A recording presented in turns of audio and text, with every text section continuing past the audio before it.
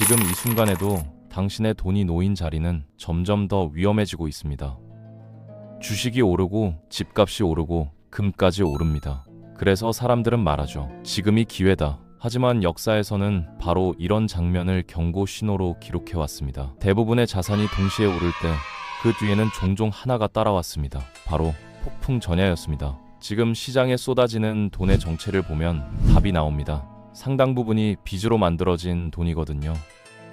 이 이야기를 천천히 풀어가 보겠습니다. 요즘 투자 시장을 보면 참 이상한 풍경이 펼쳐지고 있어요. 과거였다면 절대 동시에 오를 수 없었던 자산들이 모두 함께 상승하고 있거든요. 이런 현상을 두고 시장에서는 에브리생 랠리라는 표현을 쓰는데 말 그대로 모든 것이 오른다는 뜻입니다. 이게 왜 문제냐면 평평한 땅에 여기저기 움푹 패인 구멍들이 있다고 상상해보세요. 보통 때는 물을 부으면 낮은 곳부터 차오르잖아요. 어떤 곳은 물이 고이고 어떤 곳은 비어있는 게 자연스러운 겁니다. 그런데 지금은 물이 너무 많이 쏟아져서 모든 구멍이 동시에 넘쳐나고 있어요. 투자 자금이 어마어마하게 풀리면서 갈 곳을 찾지 못하고 있다는 뜻이죠. 이런 상황에서 사람들은 묘한 강박에 사로잡힙니다. 현금을 갖고 있는 게 불안한 거예요. 주변을 보면 모두가 돈을 벌고 있는데 나만 가만히 있으면 손해보는 것 같은 기분이 들거든요. 그래서 뭐라도 사야 한다는 조급함이 생기고 이 조급함은 결국 위험한 선택으로 이어집니다. 심지어 빚을 내서라도 투자에 뛰어드는 사람들이 늘어나는 거죠. 문제는 이렇게 레버리지를 끌어올려 들어간 돈이 시장을 더욱 과열시킨다는 겁니다. 그리고 역사가 증명하듯 이런 과열은 영원하지 않아요. 빚을 이용한 투자에 대해서 먼저 짚고 넘어가야 할 부분이 있습니다. 많은 사람들이 레버리지 투자를 긍정적으로 보기 시작했거든요. 특히 인플레이션 시대에는 빚의 실질 가치가 녹아내리니까 오히려 빚을 내는 게 유리하다는 논리죠. 실제로 이 말이 완전히 틀린 건 아닙니다. 20년 전만 해도 3억 원 빚이면 다들 기겁을 했는데 지금은 집 한 채 사려면 그 정도는 기본이잖아요. 자산 가격이 오르면서 화폐 가치가 상대적으로 떨어졌기 때문이에요. 1억 원을 빌려서 내 돈 2억과 합쳐 3억짜리 집을 샀는데 그 집이 10억이 되면 1억 빚의 부담은 확실히 가벼워지는 거죠. 하지만 이 논리에는 치명적인 함정이 숨어 있습니다. 자산 가격이 오를 때만 통하는 이야기거든요. 만약 반대 상황이 벌어지면 어떻게 될까요? 3억짜리 집이 1억 5천으로 떨어졌는데 빚은 1억으로 그대로 남아있다면 그 1억이라는 빚이 갑자기 엄청나게 무겁게 느껴지기 시작합니다. 이게 바로 디플레이션의 공포예요. 자산 가치는 떨어지는데 빚의 실질 부담은 커지는 거죠. 그러면 사람들은 어떻게든 빨리 정리하고 싶어집니다. 문제는 나만 그런 게 아니라는 거예요. 모두가 동시에 팔려고 하면 가격은 더 떨어지고 악순환이 시작되는 겁니다. 특히 초보 투자자들에게 이런 상황은 치명적입니다. 경험이 없다 보니 시장이 과열됐을 때 뛰어드는 경우가 많거든요. 주변에서 다들 돈 벌었다는 이야기가 들리고 뉴스마다 상승장 소식이 나오면 참기가 어려워요.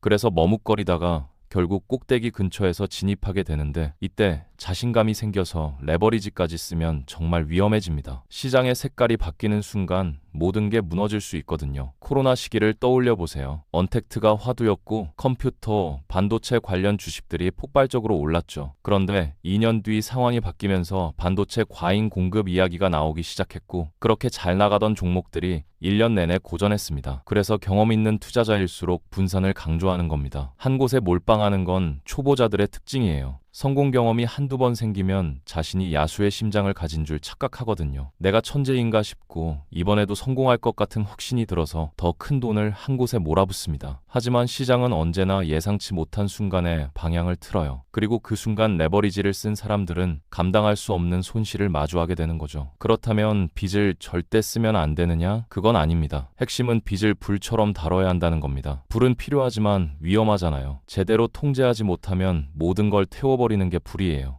빚도 마찬가지입니다. 내가 실제로 거주할 집을 살 때처럼 정말 필요한 곳에 내가 감당할 수 있는 수준에서 장기적 관점으로 사용한다면 빚도 전략이 될 수 있어요. 하지만 단기 수익을 노리고 투기적으로 빚을 끌어다 쓰는 건 완전히 다른 차원의 문제입니다. 지금 같은 인플레이션 시대에는 어떤 자산이 유리할까요? 역사를 보면 답이 나옵니다. 70년대 미국이 대표적인 사례죠. 당시 물가가 극심하게 올랐는데 오일 쇼크까지 겹치면서 경제 성장은 멈춰 있었어요. 기업들은 매출은 줄어드는데 비용은 치솟으니까 마진이 쪼그라들었고 당연히 주식시장은 고전할 수밖에 없었습니다. 채권도 마찬가지였어요. 물가가 15%씩 오르는데 예금 금리가 5%면 누가 은행에 돈을 맡기겠어요. 사람들은 예금에서 돈을 빼서 가격이 오를 만한 실물 자산으로 몰려갔습니다. 그때 빛을 본 자산이 바로 원자재였습니다. 경기가 아무리 나빠도 사람들은 밥을 먹어야 하고 물건을 만들어야 하니까요. 구리, 밀, 그리고 무엇보다 석유 가격이 폭등했어요. 70년대 초반에 배럴당 3달러 하던 유가가 10년 만에 44달러까지 올랐습니다. 금은 더 극적이었죠. 온스당 50달러에서 700달러로 거의 20배 가까이 뛴 겁니다. 이런 역사적 경험을 보면 포트폴리오에 원자재나 금 같은 자산을 어느 정도 담아두는 게 의미가 있다는 걸 알 수 있어요. 다만 주의할 점이 있습니다. 주식과 채권이 전통적 투자 자산이라면 금이나 원자재는 대체 자산이에요. 식사로 치면 메인 디쉬와 사이드 디쉬의 관계죠. 사이드 디쉬가 아무리 맛있어도 그걸로 배를 채울 수는 없잖아요. 10개의 어항을 놓는다면 그중 한두 개 정도를 대체 자산에 배치하는 게 적절합니다. 전부를 금에 몰아넣는 건 또 다른 올인이 되는 거고 그건 분산의 원칙에서 벗어나는 거거든요. 우연히 큰 돈을 번 사람들 이야기를 해볼까요? 친구 추천으로 아무 생각 없이 산 주식이 50%, 100% 올라버린 경우 말이죠. 이런 상황에서 사람들은 두 부류로 나뉩니다. 한쪽은 왜 진작 안 했을까 후회하면서 있는 돈 없는 돈 다 끌어모아 투자에 올인하려고 해요. 다른 한쪽은 얻어 걸렸다는 생각에 불안해하면서 어떻게 해야 할지 몰라 합니다. 정답은 명확합니다. 이건 내가 천재라서 번 돈이 아니라 운이 좋아서 얻은 종자돈이라고 생각해야 해요. 종자돈이 생겼다는 건 이제 시작할 기회가 생겼다는 뜻입니다. 이 돈으로 바로 레버리지를 일으켜서 더 큰 베팅을 하는 건 최악의 선택이에요. 초보자들이 시장에 뛰어드는 시점은 대부분 이미 많이 올라 있을 때거든요. 모든 게 잘 풀리니까 자기가 야수의 심장을 가진 줄 착각하는 거죠. 하지만 시장은 국면이 바뀌기 마련이고 그때 실패의 경험이 없는 사람들은 대응을 못합니다. 그래서 초심자일수록 종자돈을 마련했다는 마음가짐으로 천천히 공부하면서 접근해야 해요. 가장 피해야 할 건 솔로 투자입니다. 한 종목에 모든 걸 거는 거죠. 성공 경험이 생기면 그 스토리텔링에 맞춰서 계속 같은 패턴으로 투자하려고 하는데 시장은 그렇게 호락호락하지 않아요. 반면 공부를 많이 한 사람들은 7에서 8개 정도로 적절히 분산합니다. 100개, 200개로 쪼개라는 게 아니라 의미 있는 분산을 하라는 거예요. 그리고 절대로 레버리지를 함부로 쓰지 않습니다. 특히 시장이 과열됐을 때는 더욱 조심해야 해요. 코로나 시절 동학개미 운동을 기억하시나요? 그때만큼 개인 투자자들이 열광적으로 시장에 뛰어든 적이 없었어요. 그런데 20년 정도 시장을 지켜본 사람 입장에서 보면 그게 오히려 위험 신호였습니다. 처음 투자하는 사람들이 대거 몰려들었다는 건 경험이 부족한 사람들이 많다는 뜻이고 시장이 이미 상당히 올라 있다는 의미거든요. 실제로 그때는 미국 연준이 제로 금리에 무제한 달러를 풀면서 만들어진 거품이었어요. 코스피가 1400까지 떨어졌다가 급등한 거였죠. 지금 상황은 그때와 다릅니다. 일단 금리가 4%대를 유지하고 있어서 그때처럼 폭발적으로 돈을 푸는 분위기가 아니에요. 시장도 그때만큼 급격하게 움직이지 않고 있고요. 하지만 가장 큰 차이는 투자자들의 경험치입니다. 20년, 21년 초강세장을 겪었고 22년 하락장도 버텼고 23년과 24년에는 차별화 장세도 경험했어요. 책도 많이 읽고 유튜브도 많이 봤죠. 그러니까 지금 투자자들은 5년 전보다 훨씬 단련돼 있습니다. 그래서 단순 비교는 어렵다고 봐요. 채권 이야기를 안 할 수가 없네요. 사람들이 가장 헷갈려하는 부분이 바로 이겁니다. 금리가 내려가면 채권 가격이 오른다는 건 알겠는데 지금 미국이 금리를 내리니까 채권을 사면 되는 거 아니냐는 거죠. 이게 그렇게 단순하지 않아요. 원리부터 이해해야 합니다. 채권은 고정금리 상품이에요. 중도 해지가 안 되는 정기 예금이라고 생각하면 쉽습니다. 1억 원으로 10년짜리 연 3% 채권을 샀는데 다음날 금리가 연 5%로 올랐다고 해볼게요. 그럼 기분이 어떨까요? 매년 2%씩 10년간 손해를 보는 기분이 들겠죠. 총 20% 손해니까 이 채권을 팔려면 팔아줄 사람이 있어야 하는데 오늘 가입하면 5%를 받을 수 있는 상황에서 굳이 3%짜리를 살 사람은 없어요. 그래서 20% 할인된 8천만 원에 팔아야 합니다. 반대로 금리가 1%로 떨어졌다면 내 채권은 엄청 귀해지는 거고 프리미엄을 받고 팔 수 있는 거죠. 이게 채권 가격과 금리의 관계예요. 문제는 미국이 금리를 내린다고 해서 우리나라 채권 가격이 자동으로 오르는 게 아니라는 겁니다. 우리나라는 이미 금리를 2.5%까지 내렸어요. 미국보다 먼저 내린 거죠. 미국이 지금 4% 초반인데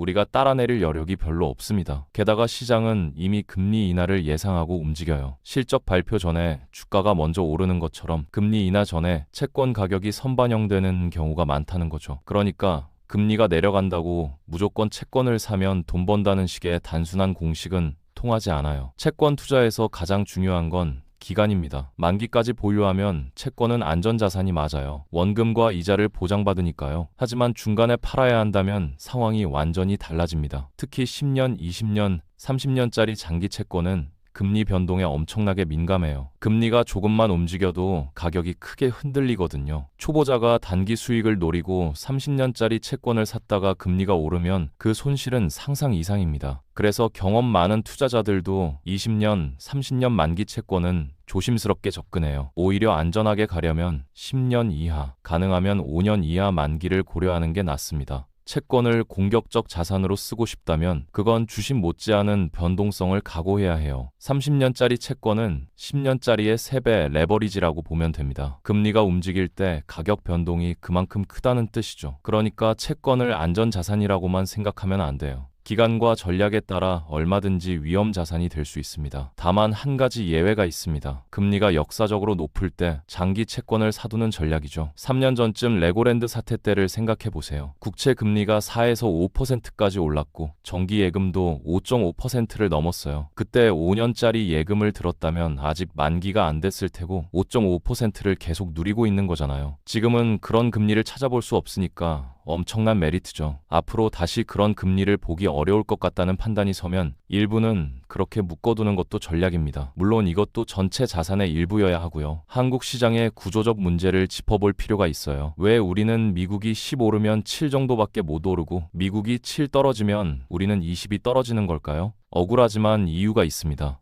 투자자들은 수익이 나는 곳에, 그것도 변동성이 낮은 곳에 돈을 넣고 싶어 해요. 안정적으로 성장하는 시장이 매력적인 거죠. 그 관점에서 보면 미국이 우리보다 확실히 유리합니다. 미국 경제는 소비가 70%를 차지해요. 내수로 성장하는 구조죠. 반면 우리는 수출 의존도가 높습니다. 그런데 수출이라는 건 우리 소비가 아니라 다른 나라 소비에 달린 거예요. 결국 미국의 소비가 우리 성장에 더 중요하다는 얘기가 됩니다. 그래서 우리는 미국 실업률을 예의주시하고 미국 금리에 민감하게 반응하고 환율의 촉각을 곤두세우는 거예요. 이게 수출 중심 경제의 숙명입니다. 게다가 소비는 변동성이 작아요. 경기가 아무리 안 좋아도 작년보다 10%씩 소비를 줄이기는 어렵잖아요. 그래서 소비 중심 경제는 성장률이 안정적입니다. 미국이 금융위기 때 마이너스 1% 성장했을 때 우리는 그보다 훨씬 큰 폭으로 주저앉았어요. 미국 소비가 1%만 깨져도 우리 수출은 확 무너지거든요. 해외 투자자들이 보기에 성장의 안정성 면에서 미국이 한국보다 앞설 수밖에 없는 구조인 겁니다. 과거에는 중국이 변수였어요. 2000년대 들어서 한동안은 미국이 둔화돼도 우리 경제가 괜찮았던 적이 있었거든요. 중국에 대한 수출이 많았으니까요. 그래서 미국이 기침하면 한국은 폐렴 걸린다는 말이 좀 누그러들기도 했죠. 하지만 23년부터 우리나라가 31년 만에 대중무역 적자국이 됐습니다. 작년에도 올해도 적자예요. 중국 의존도가 확 줄어든 거죠. 대신 대미 무역 흑자가 크게 늘었고요. 그러니까 지금은 오히려 미국 의존도가 더 높아진 상황입니다. 미국 경제가 흔들리면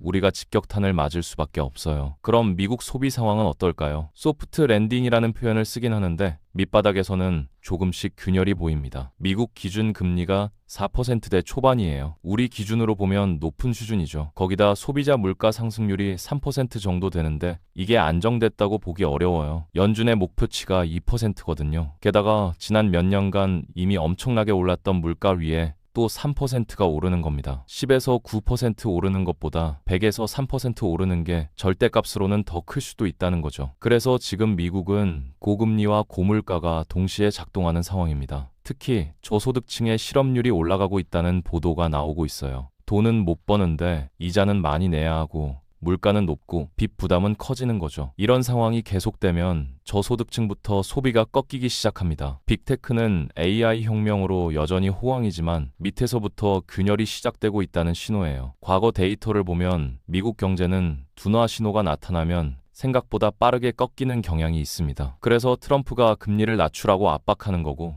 연준은 물가가 3%인데 어떻게 낮추냐며 버티는 거죠. 여기서 핵심은 미래를 어떻게 보느냐예요. 연준은 지금 금리를 낮추면 물가가 더 오를 거고, 그럼 나중에 금리를 더 올려야 하니까 오히려 성장의 부담이라고 봅니다. 반면 트럼프는 관세 때문에 올라간 물가는 일시적이라고 주장해요. 올해 10% 관세 올려서 물가 뛰어도 내년에 또 10% 올리는 게 아니면 전년 대비로는 물가 상승이 없다는 논리죠. 그러니 지금 성장을 받쳐주는 게 더 중요하다는 겁니다. 결국 승부의 추가 트럼프 쪽으로 기울면서 9월부터 금리 인하가 시작됐고 연내 2번 더 내릴 거라는 전망이 나오는 거예요. 이런 배경을 이해하면 뉴스 헤드라인만 보고 헷갈리지 않을 수 있습니다. 환율 이야기를 빼놓을 수 없죠. 원달러 환율이 1,400원대로 올라오면서 다들 달러가 너무 세다고 난리예요. 그런데 월스트리트 저널이나 파이낸셜 타임즈는 정반대로 달러가 약하다고 보도합니다. 이게 어떻게 된 일일까요? 트럼프가 당선됐던 작년 11월 5일 기준으로 보면 원달러 환율이 1,390원에서 지금 1,440원이니까 3.5% 정도 올랐어요. 그런데 같은 기간 유로화는 1,500원에서 1,670원으로 11에서 12%나 올랐습니다. 유로 입장에서 보면 달러가 약한 거죠. 문제는 원화가 유독 약하다는 겁니다. 엔화도 비슷하게 약해요. 우리가 엔화를 보고 움직이는 면도 있고 엔화가 우리를 따라오는 면도 있는데 수출 경합국이다 보니 서로 영향을 주고받습니다. 최근 일본 총리가 바뀌면서 아베노믹스 전통을 잇겠다는 기대감에 엔화 약세가 나타나고 있고 이게 원화에도 영향을 주는 거죠. 거기다 우리는 관세 문제가 아직 해결 안 됐어요. 유럽이나 일본은 25%에서 15%로 내려왔는데 우리는 여전히 25%에 머물러 있습니다. 이게 장기화되면 수출 경쟁력이 계속 떨어지는 거고 무역 흑자가 줄어들 거라는 우려가 나옵니다. 그래서 환율에 상방 압력이 가해지는 거예요. 일본한테 시장을 뺏기는 상황이 올 수도 있다는 불안감이죠. 이런 요소들이 복합적으로 작용해서 원화가 약세를 보이는 겁니다. 환율이 안정되려면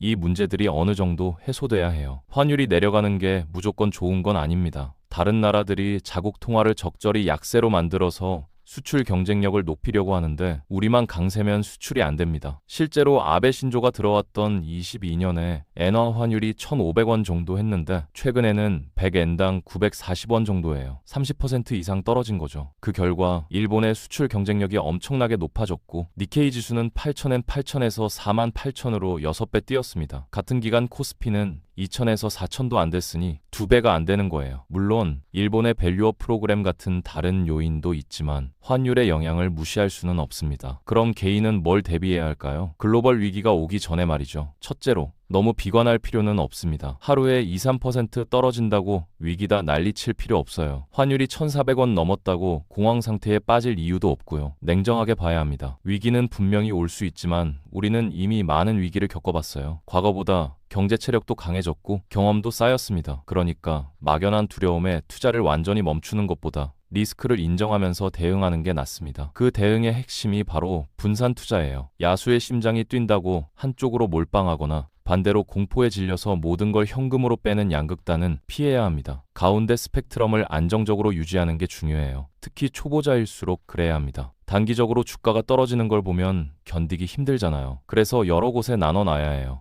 물고기가 항상 한 곳에만 있는 게 아니니까 여러 곳에 어항을 두는 거죠. 스터디가 정말 중요합니다. 공부를 많이 하면 어디에 어항을 둬야 할지 보이기 시작해요. AI 혁명 같은 큰 흐름을 먼저 읽은 사람들이 선각자가 되는 이유가 그겁니다. 공부를 하다 보면 리스크가 뭔지도 알게 되고 자연스럽게 분산 투자를 고민하게 됩니다. 그래서 이럴 때일수록 넓게 펼치면서 공부를 많이 하라고 권하는 거예요. 비관론에 빠지지 말고 가능성을 열어두되 투자는 원칙을 지키면서 참여하는 전략이 필요합니다. 지금 주식시장의 열풍이 코로나 시절을 떠올리게 한다는 사람들도 있어요. 체감상으로는 비슷할 수 있습니다. 그때도 동학개미 운동이라고 해서 엄청난 관심이 쏠렸으니까요. 하지만 본질은 다릅니다. 코로나 직후에는 코스피가 1,400까지 떨어졌다가 엄청난 돈 풀기로 급등한 거였어요. 주가 상승의 가장 큰 원동력이 유동성이었고 큰 충격 직후였다는 점도 특징이었죠. 그리고 많은 사람들이 처음으로 주식에 뛰어든 시기였기 때문에 경험이 부족했습니다. 지금은 그때처럼 무제한으로 돈을 푸는 상황이 아니에요. 금리가 4% 되니까 제로 금리 시절과는 완전히 다르죠. 급격한 하락 후 반등이라는 구도도 아니고요. 무엇보다 투자자들의 수준이 많이 올라갔어요. 지난 5년간 20년